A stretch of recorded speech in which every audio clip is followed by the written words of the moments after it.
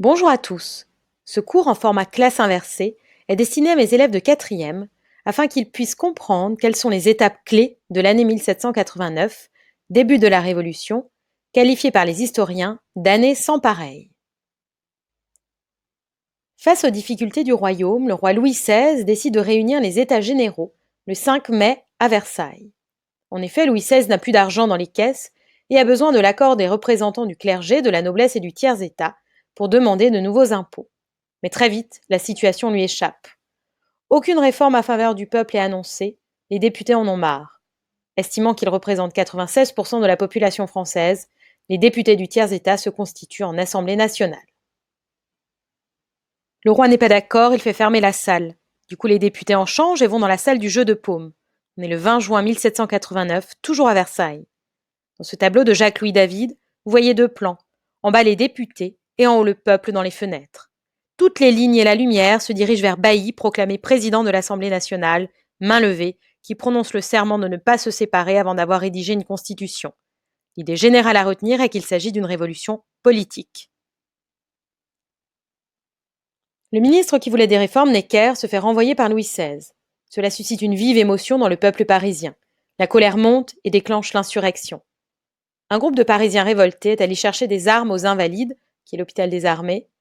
Il leur fallait de la poudre, qu'ils trouveront à la prison de la Bastille. Prison presque vide dans laquelle étaient envoyés les condamnés par lettre de cachet, véritable symbole de l'arbitraire royal.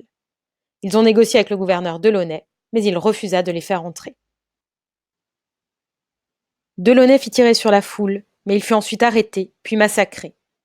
Necker fut rappelé et Bailly fut nommé à la tête de la ville de Paris. Sur ce tableau est peint le moment où le gouverneur Delaunay est emmené vers l'hôtel de ville par le peuple et les soldats. Aux abords du pont-levis de la forteresse, le sol est jonché de cadavres des gardes français. Piques et baïonnettes levées, fumée des incendies, tout porte à la dramatisation de ce moment héroïque. C'est une révolution populaire. Dans les semaines qui suivent, les paysans craignent une réaction des nobles.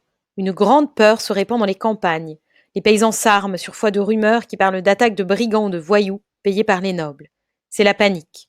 La nuit du 4 août, une centaine de députés partisans de la Révolution se concentrent sur la stratégie à adopter.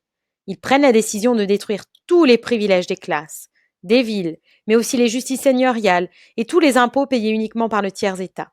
C'est une révolution juridique. À Paris, les députés viennent d'abolir les privilèges et décident de poser les grands principes d'une société nouvelle. La Déclaration des droits de l'homme et du citoyen proclame la souveraineté du peuple, l'égalité en droit et les libertés individuelles.